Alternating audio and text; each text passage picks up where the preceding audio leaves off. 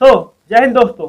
आज के इस वीडियो में हम जानेंगे या यूँ कहे कि मैं रिव्यू करने वाला हूँ हमारी 3 बहुत ही इम्पोर्टेंट बुक हिस्ट्री की, जो कि यूपीएससी और अदर स्टेट पीसीएस एग्जाम के लिए काफ़ी ही इम्पोर्टेंट है। तो यहाँ पे हमारा आता है सबसे पहले मॉडर्न हिस्ट्री। मैं आपको बता दूं सबसे पहले कि फ्रंट कैमरे से मैं इस वक्त शूट कर रहा हूँ, इसलिए आपको अपोजिट दिख रहा होगा, लेकिन आप टेंशन ना लो, मैं अभी आपको सीधा करके भी ये दिखाऊंगा। देन आता है हमारा मीडिएवल हिस्ट्री और देन आता है हमारा एंशिएंट हिस्ट्री। अगर मैं यहाँ पे आपको बताऊं तो एंशिएंट हिस्ट्री जो है हमारा, इसके राइटर एनसीईआरटी वाले ही है, आर.एस. शर्मा।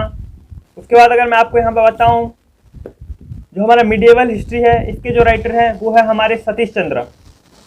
और अगर मैं मॉडर्न हिस्ट्री की बात करूं यहाँ पे, तो उसके जो हमारे राइटर है वो है बिपिन चंद्र। तो क्या फर्क है इन तीनों बुक में? क्या ये तीनों किताबें पढ़ के आप यूपीएससी कर लोगे? ये तीनों किताबें क्या इंपॉर्टेंट है इतनी ज़्यादा? क्यों इसी किताब को सजेस्ट करते हैं सारे टॉपर? क्यों इस किताब में ऐसा कुछ है क्या? देखो यार, मैं बता देता हूँ, मैंने ये तीनों किताबें पढ़ी हुई है, इसलिए मैं आपको बता रहा हूँ। क्योंकि यार एक बहुत ही अच्छा कोट है कि first you become rich then become philosopher.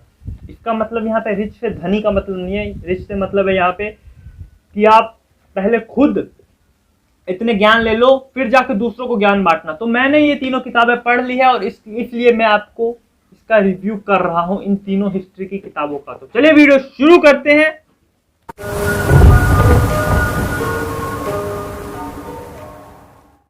तो हे एवरीवन, आप देख रहे होंगे यहाँ पे आपके स्क्रीन पे दिख रहा होगा तीनों ही book, ancient history, medieval history, modern history. India of ancient past, India of medieval India और ये मॉडर्न इंडिया। इसके राइटर हमारे आर.एस. शर्मा, सतीश चंद्र और बिपिन चंद्र। आपको बता दूं मैं यहाँ पे जो आपका एंशिएंट हिस्ट्री का बुक है वो आपकी सबसे मोटी है, सबसे पतली बुक जो है आपकी वो यहाँ पे मॉडर्न इंडिया की है, और उसके बाद आपकी मिडिएवल इंडिया। ये दोनों बुक जनरली देखें तो इसका थिकनेस सेम टू सेम है। लैंग्वेज की बात करें तो इनकी लैंग्वेज आपको बिल्कुल डिट्टो वैसे ही मिलेगी लैंग्वेज जैसी आपकी एनसीईआरटी में, एनसीईआरटी टाइप से ही लिखा हुआ है, सेम टू सेम। इसमें बिल्कुल मतलब नोवेल टाइप में ये बुक है, आप पढ़ सकते हो इसको, जैसा आपका एनसीईआरटी 11-12 में आपने पढ़ा होगा हिस्ट्री, तो उसी सेम डिट्टो वैसी लैंग्वेज में। यहाँ तक ऑथर भी दोनों के सेम है, तीनों के। तो यही है। और रेट की बात करें तो रेट आपको ये सब में यहाँ पे 410 दिख रहा है, ये एक पे लिखा हुआ है, लेकिन मैंने ये फ्लिपकार्ट से कॉम्बो में मंगवाया था, 650 तक में मैंने ये तीनों किताब मंगवा ली थी, मुझे एग्जैक्टली याद नहीं है। और अगर आप बोलोगे तो मैं कमेंट करके बता दूंगा आपको कि कितने की ये बुक पड़ी है, और आप वहाँ से मंगा सकते हो, मैं लिंक भी आपको दे दूंगा। तो यही फ़र्क है इसमें। मैं इनको पढ़ चुका हूँ, आप देख रहे होगे यहाँ पे कि ये कितने घिसे हुए हैं, और इनको मतलब कि तो पढ़ने के बाद मैं रिव्यू कर रहा हूँ, इसलिए बिना पढ़े तो मैं अपने ऑडियंस को कुछ बताता ही नहीं हूँ। तो यही है।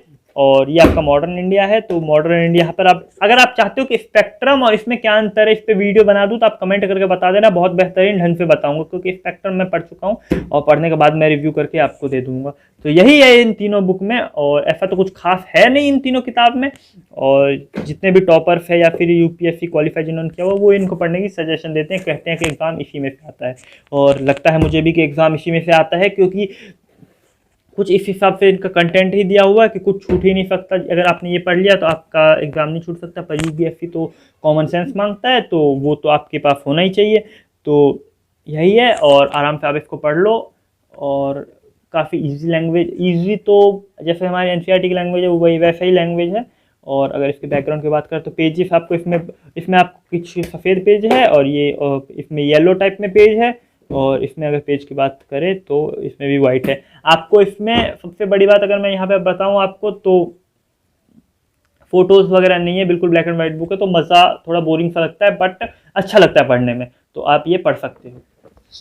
तो यार अगर वीडियो पसंद आई है, अगर आपको समझ आ गया सारा टॉपिक, तो प्लीज़ वीडियो को लाइक कर देना और चैनल को सब्सक्राइब कर देना, और शेयर ज़रूर उसे कर देना। मिलेंगे फिर एक नई वीडियो में एक और रिव्यू के साथ। और ये चैनल यार बिल्कुल स्टूडेंट्स के लिए, यहाँ पे हर प्रकार के डाउट स्टूडेंट्स के क्लियर किए जाते हैं। आपको कुछ भी डाउट है आप क्लियर कर सकते हो, आप कमेंट करके पूछ सकते हो मुझसे, मैं उसका रिप्लाई जितना जल्दी हो सकेगा उतना जल्दी करूँगा। तो मिलेंगे फिर एक नई वीडियो में, जब तक के लिए जय हिंद।